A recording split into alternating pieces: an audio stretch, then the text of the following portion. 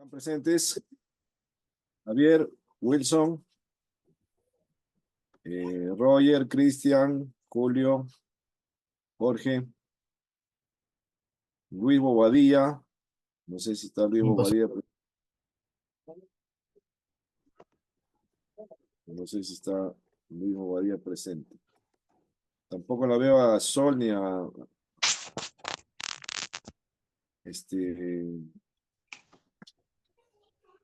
Adi. Adi tampoco la veo. Creo que han salido.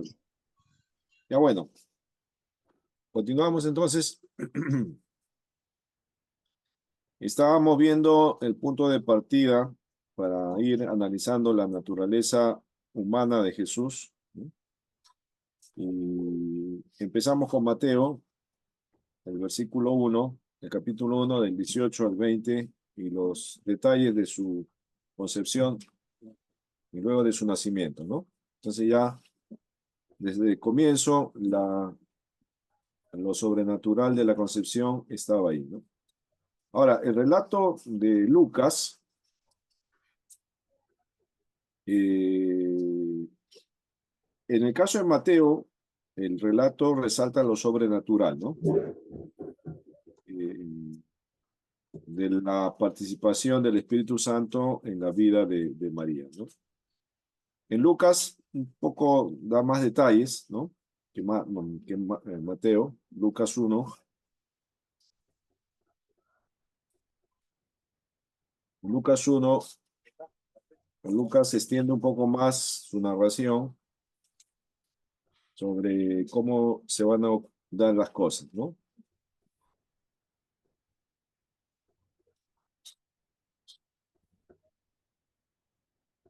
Y da un detalle más, Lucas, ¿no? Donde dice, verso 35, ¿ya? Lucas 1, 35,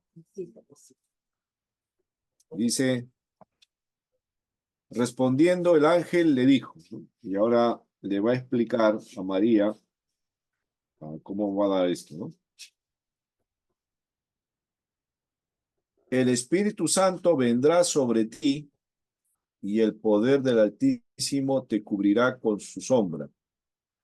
Por lo cual, el santo ser que nacerá será llamado Hijo de Dios. Ahí ya le está dando el título a María del hijo que va a tener y cómo será llamado, ¿no? Hijo de Dios. Y aquí tu pariente Elizabeth, ella también ha concebido hijo en su vejez, y este es el sexto mes para ella, la que llamaban estéril. Porque nada hay imposible para Dios. Entonces, definitivamente, dentro de lo natural, no hubiera sido posible esto, ¿no? La concepción de esta manera en lo natural no hubiera sido posible. Así que es una obra sobrenatural dada por el poder de Dios, ¿no? En este caso, las leyes naturales se sujetan a los planes de Dios, ¿no? No es que Dios se sujeta a las leyes naturales, sino las leyes naturales están sujetas a los propósitos de Dios, ¿no? Entonces, el nacimiento virginal es un hecho, como dije, real, ¿no? Es un hecho que ocurrió y está documentado en dos evangelios, ¿sí? No son mitos de la gente, no son ideas de algunos, son hechos concretos que ocurrieron, ¿no? Pastor, Y está documentado, sí. eh, hay que notar también y resaltar que aquí la concepción virginal de Jesús, la tercera persona de la Trinidad, el Espíritu Santo, por la cual la segunda persona de la Trinidad, el eterno Hijo de Dios, tomó para sí una genuina, ¿no? Forma, pero sin pecado. Sí. Y algo que has observado ahí, Javier, es que en la concepción virginal, ¿no? Está la presencia del Trino Dios, Amén, amén. ¿no? Algo que me estaba pasando por alto y más has Ujú. observado bien, ¿no? Sí, Dice el poder del Altísimo. así es, Padre. y te cubrirá, ¿no? Y la presencia del Espíritu Santo vendrá y tendrás un hijo, hijo de Dios, ¿no? Entonces, la presencia del Altísimo, el Espíritu Santo y el Hijo, ¿no? Entonces, ahí está presente la Trinidad, ¿no? En el acto de la concepción, ¿no? Sin renunciar, pastor, a su deidad en ningún aspecto. Ujú. Ajá. Es trinitaria la concepción, ¿no? Ujú. Muy bien, gracias. María, en el caso de la parte humana, ¿no? Ella provee la naturaleza propia del ser humano al 100%, ¿no? O sea, en Jesús la concepción se da de manera sobrenatural, pero el ser que se está formando en el vientre de María es un ser 100% hombre, o sea, con todas las características biológicas, orgánicas, fisiológicas, con que los seres humanos se forman y van desarrollándose en la concepción y en el proceso de su gestación, ¿no? Entonces, no es que Jesús fuera un poco hombre, ¿no? Un porcentaje hombre, o que fuera carente de algunas cosas orgánicas, biológicas que todos los hombres tenemos, ¿no? Fue 100% hombre. Eso hay que subrayarlo bien, ¿no? 100% hombre, ¿no? ¿Y de dónde salió esa parte humana? De María, ¿no? María fue la que portó lo humano, ¿no? Lo humano. Eh, la concepción de Jesús, ¿no? Un punto aparte, eh, fue, fue sin la herencia del pecado. Acá hay unos dos textos que nos pueden afirmar eso, ¿no? Hebreos 4:15. Hebreos 4:15 dice,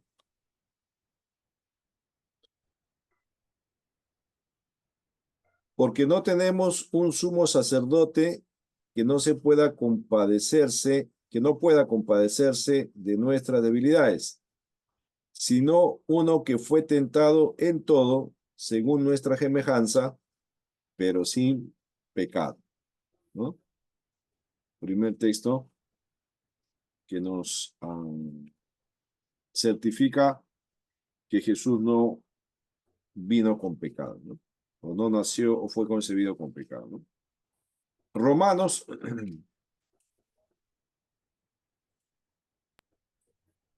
8, Romanos 8:3 también dice, ¿no?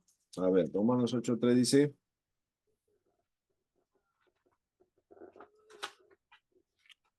porque lo que era imposible para la ley, por cuanto era débil por la carne, Dios enviando a su Hijo en semejanza de carne de pecado, y a causa del pecado condenó al pecado en la muerte, ¿no? Entonces, ahí hay dos textos que nos pueden ayudar a sostener que la concepción de Jesús fue sin herencia original del pecado, ¿no? Ahora, le suelto una pregunta para conversar, ¿ya? Para ver su reflexión. Como le dije al comienzo, es importante que usted sea bastante reflexivo, ¿no? Y pueda usted um, reflexionar en las cosas que estamos estudiando, ¿no? Y pueda traer de su reflexión algunas conclusiones, ¿no? La pregunta es esta, en base a la concepción virginal, en base a la que Jesús no tuvo pecado original. Entonces la pregunta es, ¿cómo se evitó la transmisión de pecado en la concepción de Jesús, ¿no? Entonces, ¿cómo podemos responder, o usted qué piensa, ¿no? ¿Cómo lo ve usted esta pregunta, ¿no? O sea, en Jesús fue concebido, fue un ser humano como nosotros, pero la Biblia afirma que fue sin pecado. Entonces la pregunta es, ¿cómo se evitó la transmisión? de pecado en la concepción de Jesús, ¿no? Um, ¿Usted qué piensa? O sea, ¿cómo es que en Jesús no había pecado si nació siendo hombre, ¿no?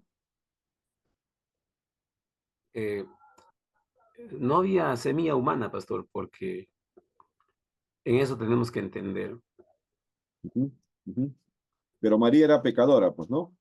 A lógico, una ¿Y ser cómo humana. eso, cómo se evitó? No, según la Iglesia Católica Romana, cree que la mamá de María tenía como cierta gracia, ¿no? Y por eso es que María nació sin pecado. Sale la Inmaculada Concepción, ¿no? Pero, a ver, Ajá, lo que decía el libro que leímos de sí, Berkhoff, habla que en verdad todo se le podía retribuir a un milagro del Espíritu Santo. claro, Eso es lo que decía. ya, claro. Mira, una manera de poder, digamos, contestar esta pregunta, ¿no? Es como la Iglesia Romana lo dice, ¿no? Para que esto fuera posible, que Jesús no sea concebido en pecado, definitivamente los dos agentes que hicieron posible la concepción no tenían que ver, no debían tener pecado, ¿no? Por un lado, los santos del Espíritu Santo no lo pudo haber contaminado el pecado, y María necesariamente también debió ser una persona sin pecado, ¿no? Entonces, ahí nace la doctrina de la Inmaculada Concepción, ¿no? Donde María es una mujer sin pecado. Por eso es que Jesús nació sin pecado. Esa es la respuesta que da la teología romana, ¿no? Otra postura de un teólogo reformado es la siguiente, ¿no? Porque esto se responde con posturas, pues, ¿no? Hay posturas que tenemos que conocer. La postura romana ya la conocemos, pero no es muy, digamos, sostenible porque choca con el otro, ¿no? Eh, es que la transmisión de pecado en Jesús se evitó porque el que transmite lo pecaminoso del hombre es el varón. O sea, quiere decir que en la concepción, ¿no? La transmisión de lo pecaminoso, de la herencia pecaminosa, está en la semilla del varón, ¿no? Eh, por eso es que José no intervino, ¿no? Eh, Esa es una postura, como digo, ¿no? Así que Jesús no fue contaminado por el pecado porque no hubo participación del varón, ¿no? Eso quiere decir que María es pecadora, sí es pecadora, pero no transmite en la concepción el pecado, ¿no? Es portadora de ella, pero no lo transmite, ¿no? Ese es el sentido que le da esta, esta interpretación o esta postura, ¿no? Y la Pero en más, este caso, sí, y la perdón, digo, tercera, ¿cómo dice Julio? digo, pero si defendemos esa postura, diríamos que en todo caso la transmisión, ¿cómo heredan el pecado las mujeres? No lo heredan. No, son portadoras, pero no lo transmiten. Esa es la postura que ellos tienen, ¿no? O sea, son pecadoras, pero no pueden transmitirlo. O sea, ellas Así que no, para ellas no, no pueden, o sea, por ejemplo, infectar, los hijos de ellas, en todo caso, los hijos, mejor dicho, ¿no? ya, Obviamente porque hay un varón y una mujer. ajá, Ellos son transmitidos el pecado es por sus padres, todos los seres humanos. ajá. Sí, ese es nosotros creemos que la transmisión del pecado está en los dos, ¿no? Pero la postura para defender que Jesús no fue contaminado por el pecado es que solo el varón la transmite en la concepción, ¿no? Pero eso no anula la condición de la mujer que sea pecadora. Solo es portadora, pero no lo transmite, ¿no? Bueno, es una postura. No estoy defendiendo esa postura, solo la estoy mostrando si por ahí usted la escucha, ¿no? Y la postura más conservadora, ¿sí? Evangélica, cristiana, es que el que cuidó de ser contaminado a Jesús en la concepción fue el Espíritu Santo, ¿no? tomando el verso de Lucas, donde dice que el Espíritu Santo hará posible esa concepción, ¿no? Entonces, nuestra respuesta siempre es la obra de Dios en la vida de María, ¿no? Y lo que es imposible para el hombre es posible para Dios. Así que lo que siempre llegamos es que el Espíritu Santo cuidó, evitó, ¿no?, la transmisión del pecado en la concepción, ¿no? Es la postura más conservadora, tradicional en la iglesia, ¿no?, en cuanto a eso, ¿no? Bien, entonces ahí está, ¿no?, cómo se evitó la transmisión del pecado en la concepción de Jesús.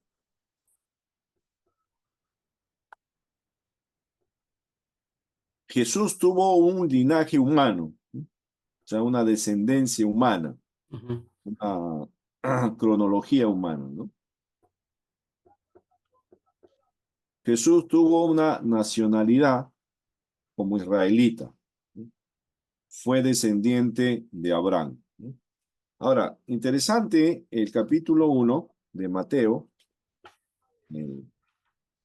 No sé si en sus comienzos de fe, ¿no?, cuando usted empezó a leer la Biblia, a tener ese despertar hacia las cosas de Dios provocadas por el Espíritu Santo, ¿no?, y empezó a leer la Biblia,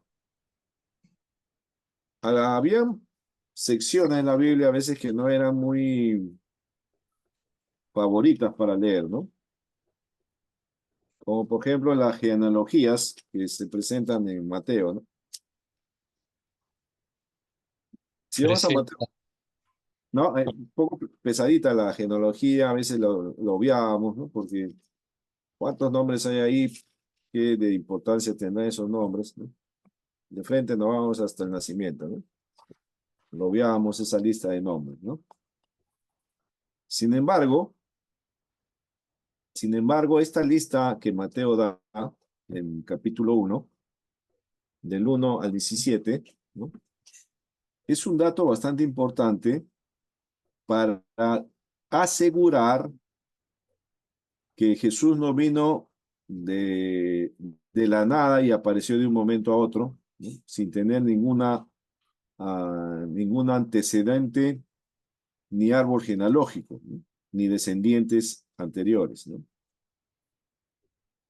Mateo 1 dice: libro de la genealogía de Jesucristo, hijo de David, hijo de Abraham, ¿no? Entonces, este primer verso del capítulo 1 está presentando a Jesús, ¿no?, dentro de su comunidad judía, porque usted sabe que Mateo fue escrito para los judíos, ¿no? El propósito de Mateo es presentar a Jesús como el Mesías que ellos esperaban, ¿no?, en el contexto judío, ¿no? Entonces, una de las cosas que los judíos mucho cuidaban era su lista de antepasados, ¿no? Eran muy celosos de conservar sus descendientes y la lista de descendientes que ellos tenían, ¿no?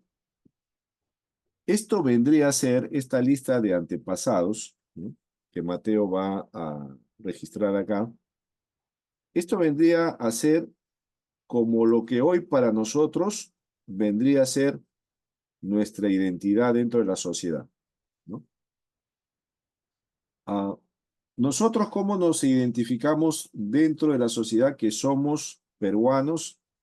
Somos pertenecientes a esta sociedad peruana, a esta nación peruana. ¿Qué nos identifica como tal? ¿Creen? El DNI, pues, ¿no?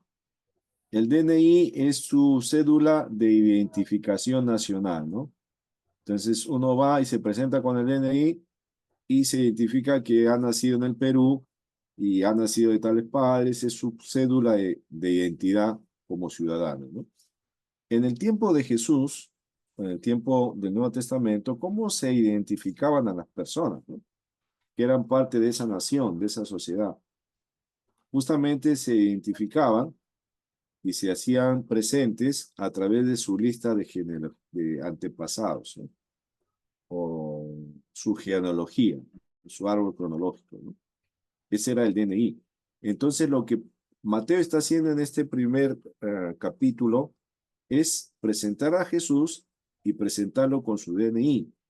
Por eso es que da la lista de antepasados, de dónde vienen, quiénes fueron sus antepasados, hijo de tal, hasta que llega al nacimiento descendiente de la línea del rey David, del hijo de la promesa de Abraham y todos los que pasaron, ¿no?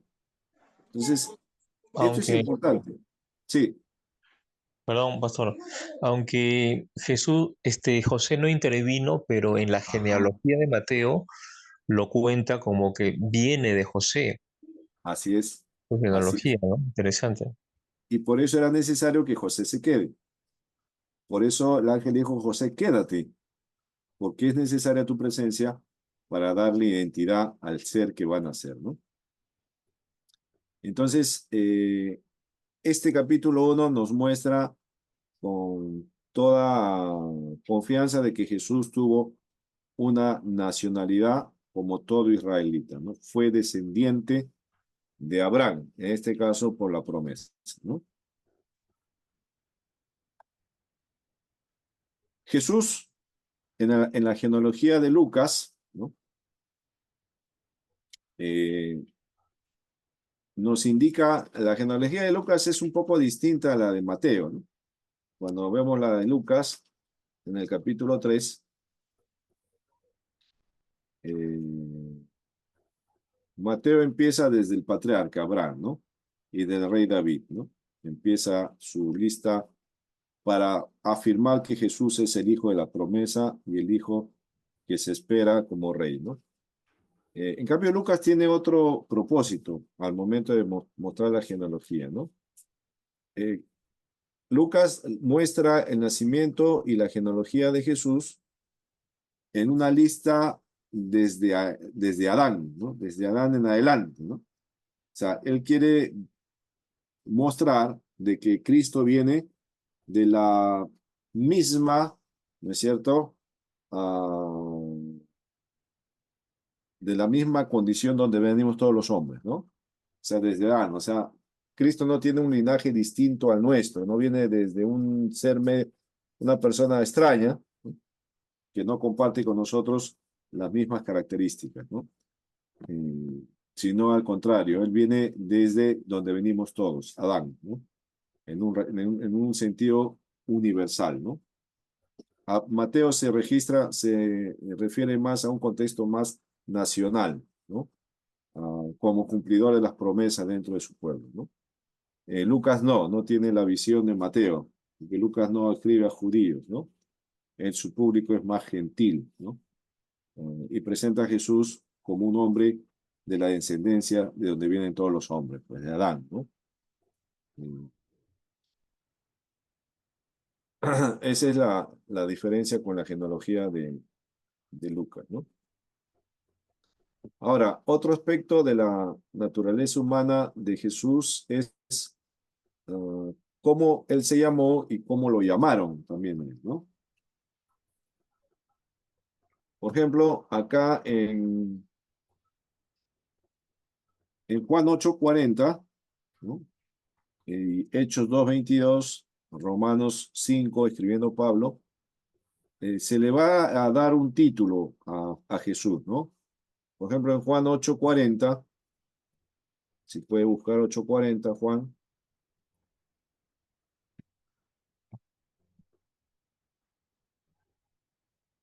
8:40, a ver, vamos a ver. Amén. Sí, Por ahora procuráis matarme a mí, hombre que os he hablado la verdad, la cual he oído de Dios. ¿No hizo esto Abraham? ya. Jesús mismo se identifica como hombre, ¿no? No se está dando otro título, ¿no? Está identificándose como hombre. En Hechos 2:22, ya en el sermón de Pedro, luego del Pentecostés, Pedro sale y empieza a predicar el Pastor, tengo Evangelio. dos preguntas antes de Sí, avanzar. con respecto al libro de Lucas, Sí, el capítulo 1, 34, eh, ya. dice, entonces María le dijo al ángel, ¿cómo será esto? ¿Cómo será esto? Pero no le dice, ¿cómo puede ser esto? No le dice, Ujú, ujú, ¿no? ya. Eh, esa es una cosa que en el texto estamos viendo aquí. No sé si usted puede apoyarnos con su interlineal ahí. ¿Qué dice en el original, pastor? En el verso 1, 34. María le 1:34. dice al ángel, ¿no? ¿Cómo Ya. será esto? Pero no le dice, ¿cómo puede ser esto? ¿No?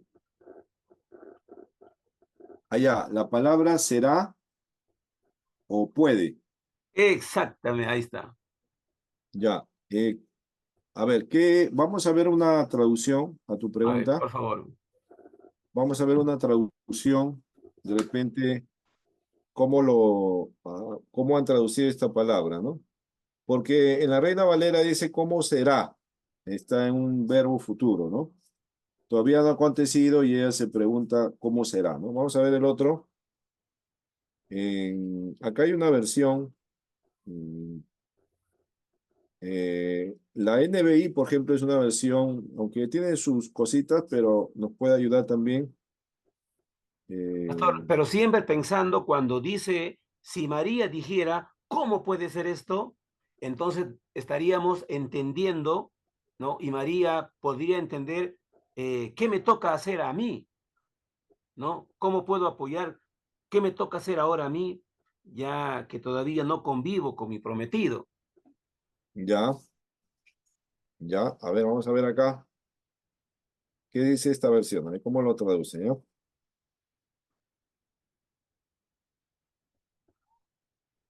Acá dice el 35. No, el 34, ¿no? 34. 34.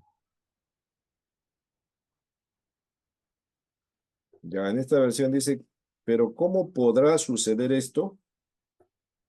Ya, futuro ¿Cómo, tenemos. cómo podrá suceder esto? A ver, en la NBI dice, ¿cómo podrá suceder esto? También dice la reina en la NBI. A ver, vamos a buscar esta Dios ha hablado y a ver,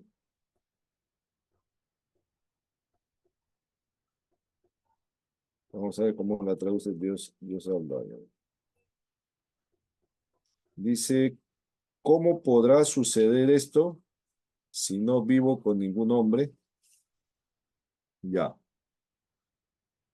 ya, entonces creo que está más se inclinan por podrá, ¿no? ¿Cómo podrá hacer esto? Claro. Reina Valera obvia ese podrá. ¿Cómo será esto? En un tiempo futuro, ¿no? Incertidumbre eh, y podrá. Yo he encontrado un comentario, pastor, Sí, para compartirles, he encontrado un comentario que si María dijera, ¿cómo puede ser esto?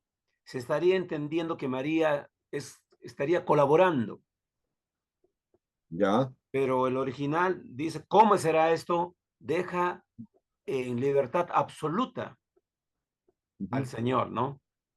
ya. Porque el ángel cuando viene, no le dice, María, ¿quieres tú concebir a Jesús? ¿Quieres? No, no, el ángel no viene así, sino O el sea, ángel viene y da la determinación. no le consulta si puede, No ¿no? le exactamente. No Hay le que dice, tener ese en cuenta, ¿puedes? pastor. O sea, no le dice, ¿puedes, María, concebir? Exacto, exacto. No le consulta. Porque si no, ya sería también una voluntad de María, ¿no?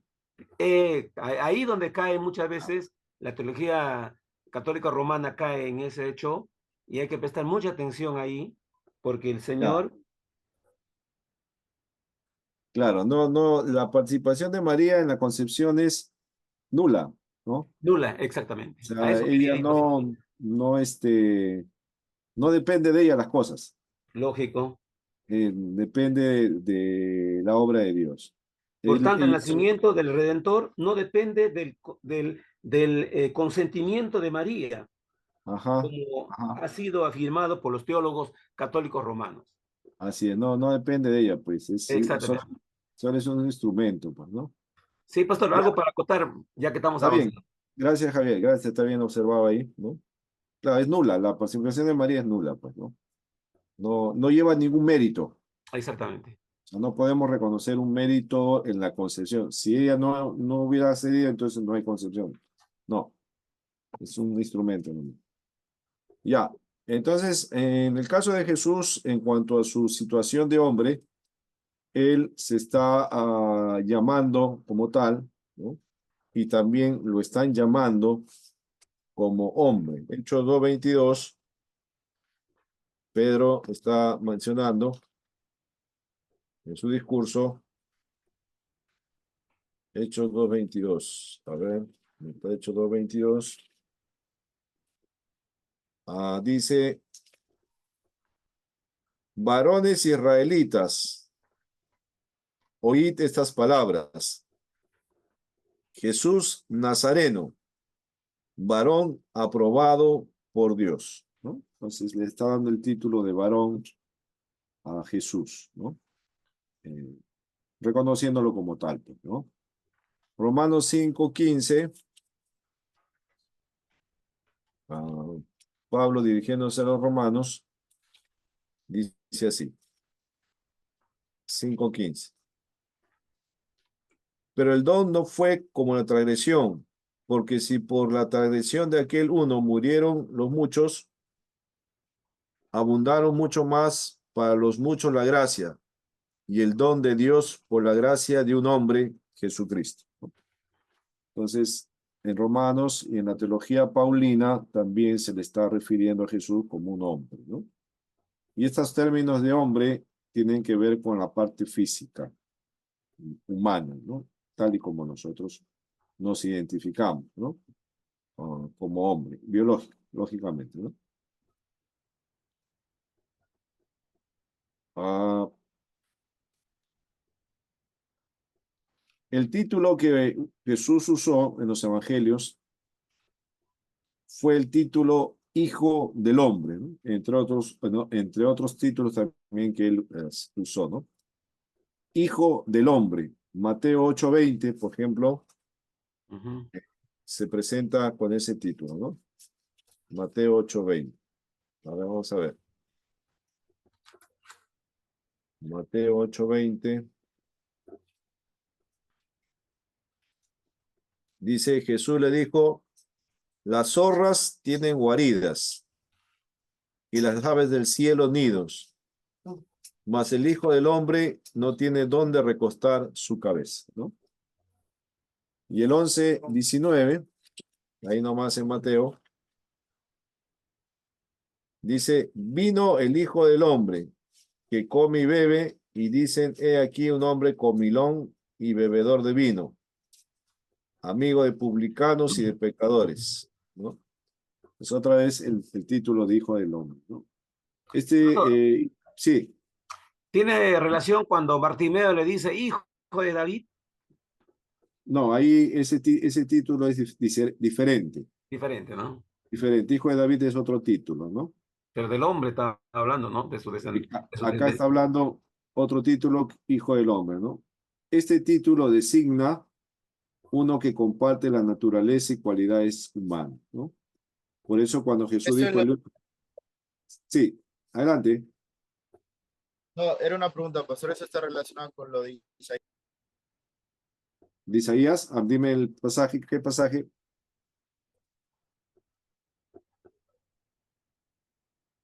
El pasaje de Isaías, en qué parte de Isaías? A ver, cuando ve la Isaías visión 50. Sí, sí, cuando ve la visión con el anciano de Dios. con el anciano de Días y ve a un hijo de hombre, ¿no? Así es. Sí, así es. Sí, está bien. Bien observado, está bien.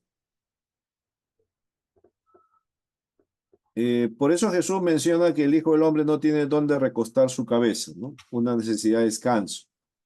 Y en Mateo 11 menciona que bebe y come, ¿no? Entonces, ese hijo del hombre está relacionado al título que designa, pues, los que comparten la naturaleza y cualidades humanas, ¿no? Entonces, Jesús tenía entonces esa Pastor, condición. Sí, pastor, con respecto a esto del Hijo del Hombre, bueno, pero acá en el libro de Daniel dice, Daniel 7:13 dice, ya. miraba yo en la visión de la noche y vi que con las nubes del cielo venía uno como un hijo de hombre. Ujú. Vino hasta el anciano de días y lo hicieron acercarse delante de él. Y le fue Ujú. dado dominio, gloria y reino para que todos los pueblos, naciones y lenguas le sirvieran. Su dominio es dominio eterno que nunca pasará. Ajá, Si relacionamos al Hijo de Hombre como la parte humana, pues no está dándole aquí más bien el Hijo como el Hijo del Hombre, como el Mesías, el prometido, porque claro, cuando Jesús se presenta delante de, justamente cuando hace esa confesión, ¿no? Delante de Caifás, justamente eso es lo que dice, ¿no? Y verás al Hijo del Hombre, ¿no? O sea, le muestra este texto y entonces ahí sí ellos ya dicen, no, no, ¿qué más podemos decir, no? Rasgan sus vestiduras y Jesús es condenado. Entonces, claro. eh, ¿cómo, Está bien. cómo se interpreta este Hijo de Hombre en Daniel? Bueno, ahí está hablando ya de ¿cómo se llama? Cuando el Hijo del Hombre va a recibir toda potestad y toda autoridad, ¿no? Para ya regir a las naciones. Este, cuando Jesús sea evidenciado en su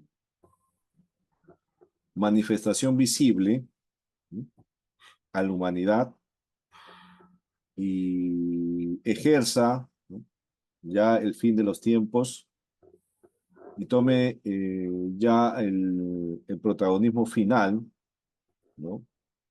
El retorno de Cristo justamente con toda su autoridad y poder va a ser visible y física, ¿no? O sea, cuando veamos por segunda vez, cuando Jesús venga por segunda vez, ¿a quién vamos a ver, no?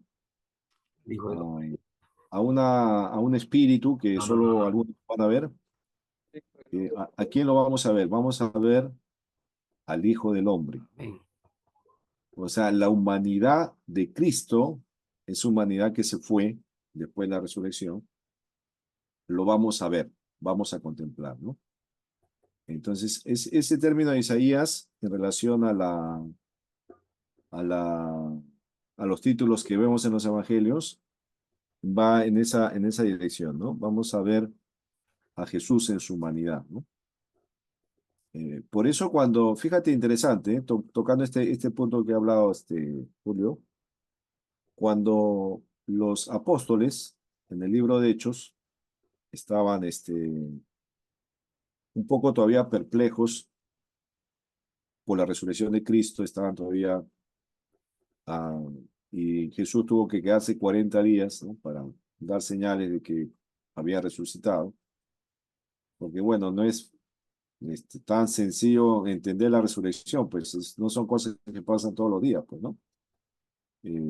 Era un hecho único. Entonces, para hacerles ver que sí había una resurrección veraz, Jesús se quedó 40 días. Pero cuando ya va a ascender, ¿no?, los apóstoles se quedan mirando a Jesús cómo se iba, ¿no? También es un hecho, pues, impactante, pues ver que alguien está ascendiendo. No ocurre cada rato, ¿no? Y ellos se quedan mirando al cielo, ¿sí?, cómo Jesús iba.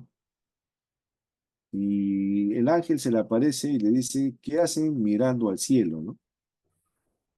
Este mismo Jesús que ha sido tomado de ustedes, así vendrá como le habéis visto ir, ¿no? O sea, ¿y a quién vieron él? O sea, los apóstoles, ¿a quién vieron? A Jesús como hijo del hombre, ¿no?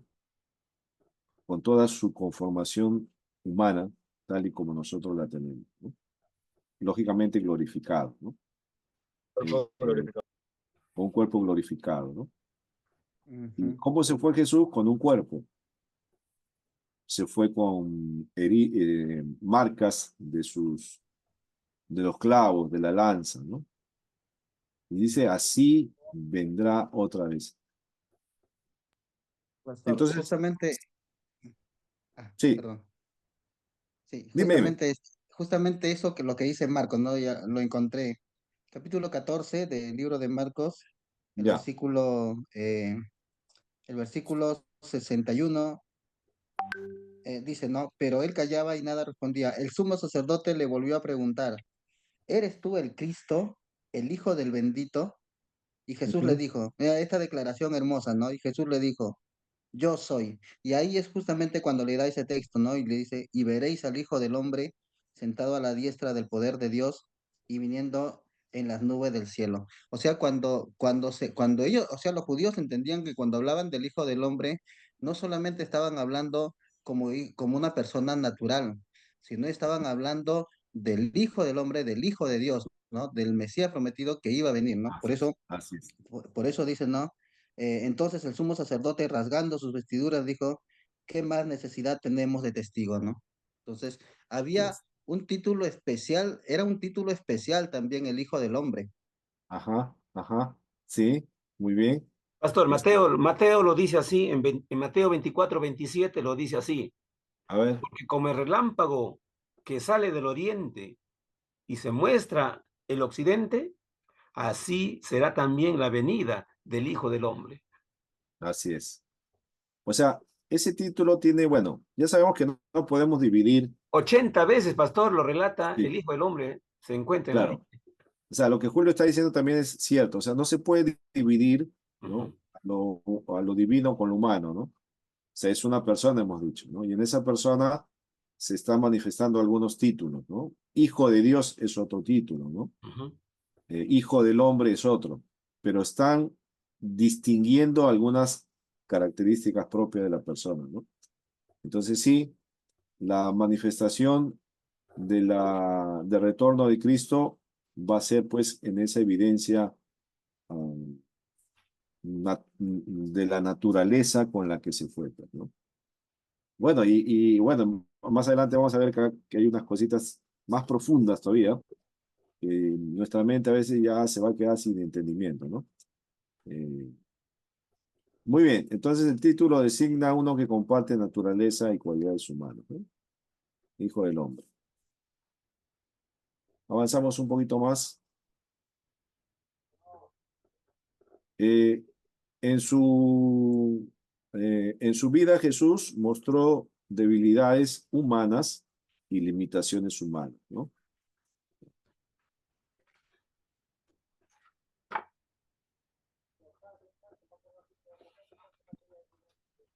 Jesús tuvo un cuerpo humano, ¿no? Con todas las características que el cuerpo tiene, ¿no? Órganos, ¿no? Extremidades, ¿no?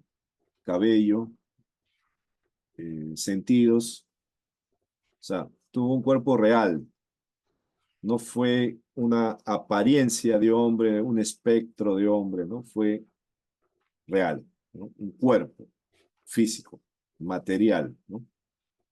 Lo tuvo Jesús. Nació como cualquier otro niño nace, ¿no? Lucas 2:6, Lucas 2:6 dice, y aconteció que estando ellos allí, se cumplieron los días de su alumbramiento, ¿no? O sea, el proceso de gestación y del nacimiento de Jesús fue como cualquier ser humano. O sea, su proceso de gestación de Jesús no fue distinto, no fue de 2 meses, 3 meses, sino fue el tiempo que toda gestación demora, ¿no? 9 meses aproximadamente. Y que también el nacimiento de Jesús fue a través de dolores dentro del vientre de la madre, ¿no? O sea, fue como cualquier niño nace, ¿no? Lucas 2:6, ¿no? Eh, Necesitó del cuidado de sus padres, ¿no? Lucas 2:7 dice, y dio a luz a su hijo primogénito y lo envolvió en pañales y lo acostó en un pesebre, porque no había lugar para ellos en el mesón, ¿no? Ahora, fíjese este detalle, no de casualidad, Lucas menciona este pasaje, el verso 7 que hemos leído, ¿no? Lucas dice que el niño nace y lo envuelven en pañales, ¿no? Interesante, ¿eh? Porque solamente de repente Lucas hubiera narrado y dio a luz a su hijo primogénito y lo puso en un pesebre, ¿no? Nada más. Pero Lucas agrega la, la necesidad de saber que Jesús le pusieron pañales cuando nació, ¿no? Y ahora, no solamente en este versículo 7, sino más adelante, en el versículo 12, cuando les da el anuncio a los pastores que estaban ahí velando, dice en el verso 12, esto les servirá de señal, hallaréis al niño envuelto en pañales, nuevamente, ¿no? Entonces, la insistencia de Lucas de decir que Jesús necesitaba de pañal, ¿no? 2 veces, la insistencia, ¿no? ¿Cuál era el propósito de Lucas? Simplemente mostrar de que Jesús necesitaba de esos cuidados, como los niños necesitan, pues, ¿no? Que sea atendido para evitar cosas de niños, ¿no? Que se pueden ensuciar, mojar, etcétera, etcétera, ¿no? Lo que previene un pañal, pues, ¿no? Entonces, ahí está, ¿no? Tuvo necesidad de sus padres, ¿no? En Mateo 2.14 también menciona ahí, Mateo 2.14, dice,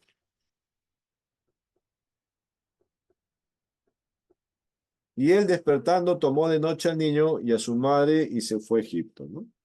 Bueno, cuando salen huyendo por Herodes, ¿no? Entonces, Jesús lógicamente necesitaba de la guía de sus padres, ¿no? En este caso José, ¿no? Y de su madre también, ¿no?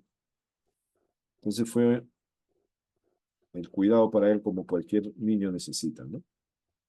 Crecía como cualquier otro niño, ¿no? O sea, el crecimiento de Jesús fue en desarrollo, ¿no? En proceso de desarrollo, ¿no? Lucas 2.40 dice así, ¿no?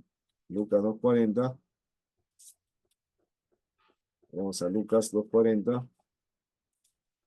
Y el niño crecía y se Y el, fortalecía y se llenaba de sabiduría y la gracia de Dios era sobre él, dice. ya, y el niño crecía, ¿no? O sea, no fue pues un Jesús que nació y al poco rato ya era adulto, pues, ¿no? No, fue un proceso natural, pues, que pasan todos los seres humanos, pues, ¿no? Va creciendo de 2 años, 3 años, ¿no? Ahora, es más, ¿no? Él necesitó de todo lo que los niños necesitan, pues, ¿no? O sea, él empezó a hablar y aprendió a hablar como todos los seres humanos aprenden a hablar, ¿no? A comer, a expresar sus deseos, a caminar, ¿no? O sea, fue un proceso común, natural, que pasan todas las personas, ¿no? No fue distinto en ese sentido, ¿no? O sea, no es que Jesús no ya sabía todo, pues, y no necesitaba de que le enseñen a hablar, pues, ¿no? Porque ya venía con un chip sabiendo todo eso, pues, ¿no? No, tuvo todas sus limitaciones y su aprendizaje como cualquiera de nosotros, ¿no? Se cansaba y se fatigaba, pues, ¿no? Juan 4.6, cuando se sienta al lado del pozo, en el relato que hace Juan de la Samaritana, Jesús se sienta en el pozo, ¿no? Y expresa ahí una necesidad, pues, ¿no? una necesidad humana, ¿no? Juan 4:6 dice, literalmente dice, a ver, vamos a ver qué dice Juan. Juan 4:6, ¿no? Dice, y estaba ahí el pozo de Jacob. Entonces Jesús, cansado del camino, se sentó así junto al pozo, ¿no? Cansado del camino, ¿no? O sea, lo que quiere decir en pocas palabras que Jesús no era un superhombre, pues, ¿no? Que no se cansaba, no tenía necesidades de otros, no necesitaba que le ayuden a lograr cosas, ¿no? Entonces, no, no era así, ¿no? Era como cualquiera de nosotros, ¿no? Su cuerpo también estaba sujeto a la muerte, Lucas 23:46, ¿no? Él experimentó la muerte, en la cruz se vio eso, ¿no? Estaba sujeto a la muerte, como en algún momento nosotros también pasaremos por eso, ¿no? Jesús fue de carne y hueso, ¿no? Con toda la composición material de la que somos nosotros, ¿no? No tenía otra composición, ¿no? No era de otro tipo de compuesto, ¿no? Era igual al nuestro, ¿no? Pastor, una pregunta.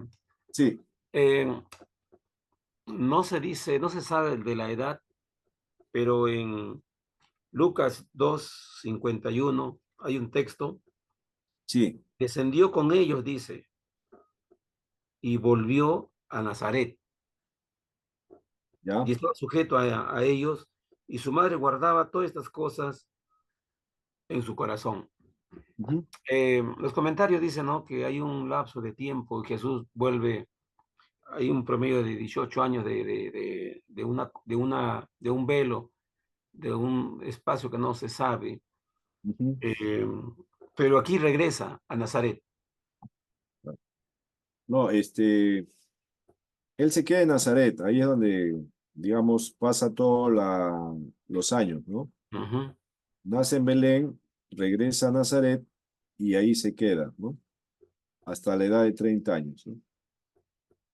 Por eso es que pensaban que Jesús era de Nazaret, o sea, oriundo de ahí, ¿no? Por eso le llamaban Jesús de Nazaret. Pero Sí. él se crió en Nazaret la mayor cantidad de años, ¿no? Pero nació en Belén. Nació y regresó luego a Nazaret, ¿no? Ahora, ese tiempo que no, los evangelios no relatan, bueno, Lucas nomás relata que tuvo un incidente a los 12 años, cuando fueron al templo, ¿no? De ahí en Claro. adelante no se da más información, hasta que aparece nuevamente ya a la edad de 30 años, ¿no? Entonces, ¿qué pasó, digamos, durante el periodo de 18 años, ¿no? Si estamos considerando que Jesús era un hombre natural, como nosotros, con necesidades de aprendizaje, desarrollo, trabajo y todo, bueno, eh, posiblemente Jesús se quedó en Nazaret haciendo las actividades que todos los de su tiempo hacían, pues, ¿no? Aprendiendo un oficio, aprendiendo en la sinagoga, ¿no? Ahora, esto tiene que ver, lo que dice Javier, esto tiene que ver cómo Jesús fue tomando conciencia de que era el Mesías, ¿no? O es que Jesús ya venía con un chip donde él sabía pues que ya era un Mesías, ¿no?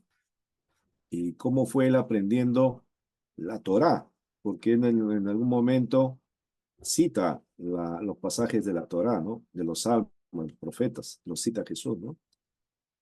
Jesús venía ya con ese preconocimiento en la mente, no necesitaba pasar por la sinagoga, por la instrucción de los rabinos, de los escribas, ¿no?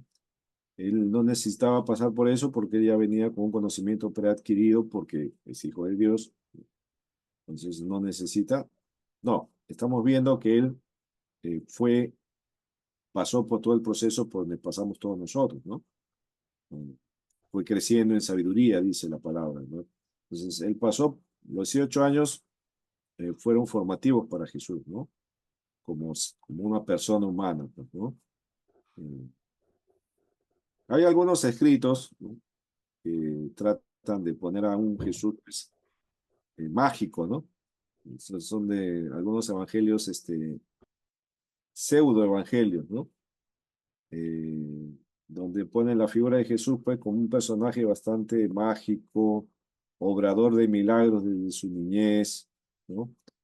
Y un Jesús bastante distinto al de los evangelios, ¿no? Pero son evangelios falsos, ¿no? Que tratan de explicar sobre la niñez y esos años, ¿no? Que no se relatan en los evangelios canónicos. Bien, hasta ahí nos quedamos. La semana que viene avanzamos un poco más. Y bueno, la semana que viene vamos a ver el tema de, si no me equivoco, nos toca la tarea de,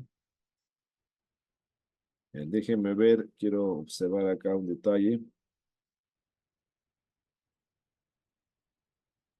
Nos toca la tarea de Gruden, si no me equivoco.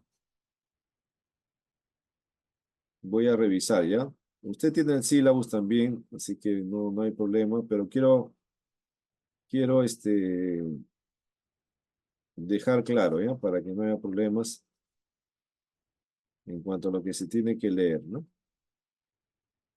Yo tengo el sílabus.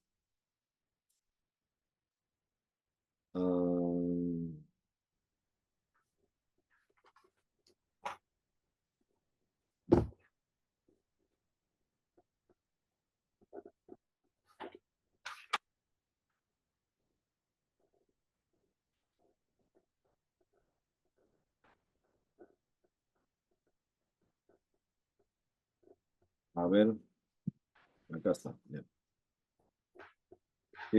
Nos toca la persona de Cristo, sí, es de Gruden, ¿no? Wayne Gruden. La lectura del capítulo 26, ¿ya?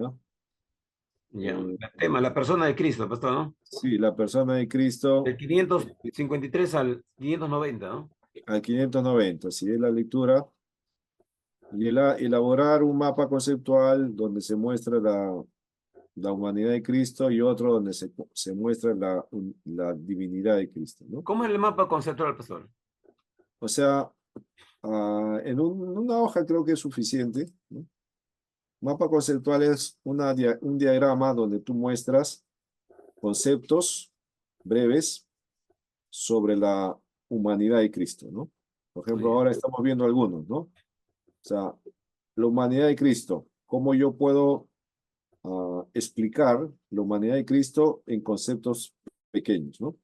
Por ejemplo, un concepto de la humanidad de Cristo es que Jesús tuvo un cuerpo como nosotros y el respaldo, el verso ¿Esto? que puede respaldar eso, es un concepto, ¿no? Es un concepto de ese diagrama. En otro cuadradito pones otro concepto, ¿no?